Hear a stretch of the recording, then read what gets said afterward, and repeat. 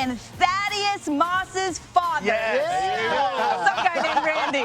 Congratulations. You made it in. We saw you on camera last night. What was it like? That was a crazy game. You know, it was a crazy game, but, you know, Sam, I know a lot of attention. My phone was ringing and just looking at me, just being proud dad, rightfully so. But I think I need to say this. You know, the coach, Emsminger, the offensive coordinator, lost his, I think his stepdaughter. Daughter-in-law. His daughter-in-law. I just want to be able to send a shout-out to him and his family, the people that were lost.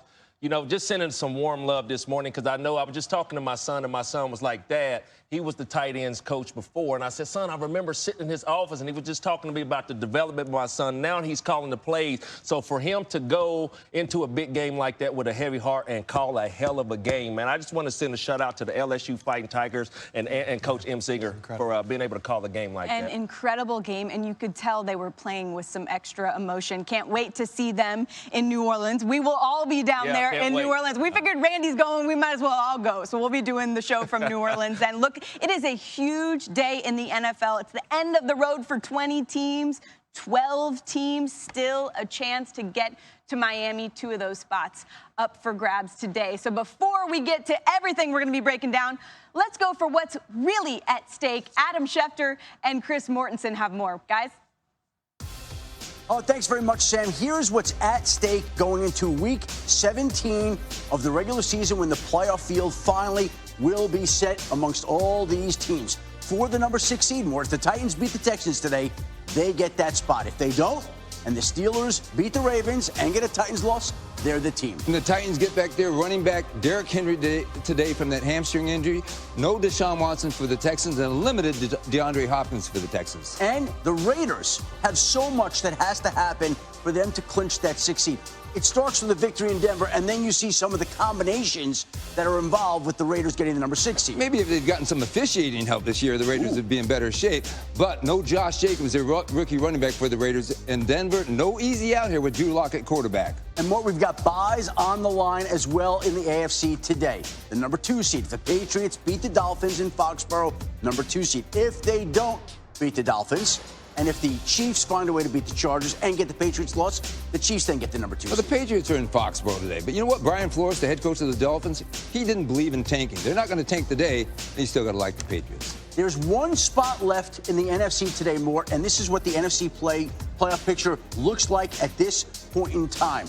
We have the winner of the NFC West game tonight between San Francisco and Seattle as the division winner there tonight. The Seahawks devastated at the running back position last weekend. On Monday, it's a celebration. Beast mode. Marshawn Lynch is back. And the loser gets the 5 seed, and then, of course, that opens up the other teams alive, 4 teams alive for the 2 buys. You take a look at some of the combinations. We already laid it out for the Niners. The Packers, if they win, this is some of what else could happen in the NFC tonight. As good as the Packers season has gone, they were ho-hum until Monday night. When they beat the Vikings in Minnesota, everybody says, watch out for the 2 Aarons, Aaron Rodgers, Aaron Jones, and a pretty good defense. And Mort, here's the final spot in the NFC East. If the Eagles win today against the Giants, they win the division. That's it. If they don't beat the Giants, then the Cowboys would have a chance. They'd have to get the Eagles' loss and a victory over Washington. No easy task for the Eagles here. Zach Ertz, their Pro Bowl tight end, out with an injury. Miles Sanders, the running back, making a late run for Offensive Rookie of the Year. So that's what's at stake here in Week 17, Sam. Back to you. All right, thanks, guys. We were in Philly last week. Thought we were there for what may decide the NFC East. Yeah. Here we are in Week 17. We saw Philly hold on for the win. We heard the guys just talk about Zach Ertz not being out there today. Playing at MetLife, Teddy, do you feel like this is a done deal for the Eagles? We're talking about the Eagles, right? And we're talking about the NFC East. There are no done deals. Is it absolutely possible that the Eagles offense can go out there and those receivers drop passes? It's happened all year. Can they have busts in the secondary and the Giants have big plays? Absolutely can happen. Daniel Jones, the way he played last week. So I'm saying this, do the Cowboys have a chance? They absolutely have a chance because of what can happen. The Giants can go ahead and beat the Eagles, and the Cowboys can beat the Redskins. Anything's on the table. And the reason why the Cowboys do have a change, I think it's going to be a massive loss for the Philadelphia Eagles, losing Zach Ertz. Last week, I was just talking about an unsung hero, and I'll talk about who that unsung hero is later. But I think it's a big big loss to the Philadelphia Eagles, not having their pass catcher, Zach Ertz, for Carson Wentz today in a big game. Randy, you're right. I mean, that is a huge loss for the Eagles, but they're going against the Giants defense, who, I mean, all year that defense has struggled. It's going to be a shootout, Rex. But I'm going to tell you, it is going to be a shootout. In Philadelphia, I'm not worried as much about their offense being productive. I'm worried about their defense. Their defense gives up like 28 points a game, over 28 points a game on the road. So Daniel Jones and Saquon Barkley, they're two legitimate stars in the making. This is going to be a huge game. Well, Sam, you mentioned we went to Philly. Like, we showed up in Philly.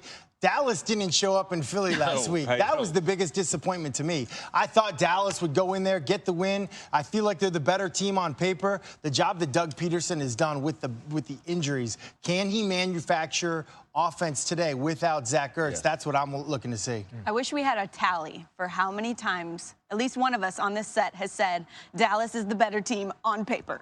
That has been kind of a theme throughout the year. So much talent and yet not the ability to produce. We're going to get to more on that game. I promise a whole lot more between both of those teams today. But first, let's get to our opening kicks. Teddy, what you're most excited to see in the NFL today. Must-win situation, Ponder. Tennessee Titans, they got to win this to have a chance to get into the playoffs. Derrick Henry is back. Hamstring, I don't care. I'm a little sore. I don't care. I'm playing, and he's going to have to do well. You Texan defenders, I don't know who's playing, but you better be ready to make that commitment to tackle this big man because he's coming. He's running downhill. Tennessee Titans are a tough team. Man, the Pittsburgh Steelers are going to need some help. So I'm just wondering if they're coming into Baltimore to knock on the door, or are they coming just to kick the door off the frame, off the hinges? Looking right there, you see T.J. Watt. I asked if they could kick the door or if they knocking on the door. T.J. Watt needs to show up big today. No Lamar Jackson. They're getting ready to get a heavy doses of RG3. No Mark Ingram today. So Bud Dupree, T.J. Watt have to show up. We got 14 sacks by Watt, 10.5 by Dupree. And, Cam Hayward at nose tackles coming, following with 8. It's a big game in Baltimore. Steelers need this win. Guys, I did not recognize Seattle last week against Arizona. They were awful. They were just terrible at home. But I recognized the guy they brought in, Marshawn Lynch. Beast mode is back. I can just picture Pete Carroll right now saying it. Man, wouldn't it be cool to do something special? Bring back all those old guys like Beast mode. Maybe get a Beastquake 2.0. The problem today is they're playing a much more talented team, especially on defense in San Francisco. Good game today, though. Yeah, a game that I want to see. New England Patriots against the Miami Dolphins. Really a game. Brian Flores will have his guys ready to play. But you know what? Bill Belichick will have his team playing in playoff mode. That's what I'm expecting from the New England Patriots. Last week, that they established some kind of an identity running the football. I think they did. You got Brady in a playoff game at home. Pretty much is what it's going to be, because if they don't win, it's first game and out, or they're going to be favored to be in the AFC Championship game with a win. One of those. One of those. Imagine that. Tom Brady hitting his stride in late December as they get set. It's kind of a Where's Waldo look. Sorry, I had to say you know that. What, now that he's wearing denim, we're all going to start wearing denim. Look like he's ready to go hop on a Harley. It's right. All right, I'll give you that. Hold on, more NFC West title today. Seattle's run game has been just destroyed by injuries. Chris Carson, C.J. Prosise, and Rashad Penny have all gone on IR this month. When life gets rough, always call an old, reliable friend. Am I right? Marshawn Lynch signed with the Seahawks on Tuesday. It's been 441 days since he last played in an NFL game for the Raiders in Week 6 of last season. He only played in 6 games during the 2018 season, rushing for 376 and 3 touchdowns. But the 12s are hoping he can turn back the clock. Lynch played for the Seahawks from 2010 to 2015. His 57 rushing touchdowns became second most in franchise history for a man they call Beast Mode. It's been one incredible run. Everything good, but it ain't sweet, no. I turn to a savage, yeah, that's Beast Mode. I'm making the plays, I'm calling the hubbers like all of that. Shannon your shit, calling your shack, run it back. Don't even know me, I don't see me slowing up. They wanna double team because they know I'm on fire.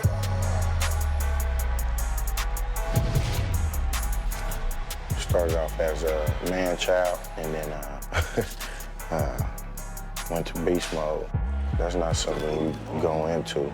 That's just my lifestyle. As I'm going in there, coach just tell me, you know, just hold on to the ball. Just hold on to the ball, and we got this. You know, power is my favorite run play. They call the power. Finds a little bit of a hole. Keeps his legs moving. He's across the 40. Midfield. He could go. He is going to go. Touchdown, Seahawks. Beast mode. You are spectacular.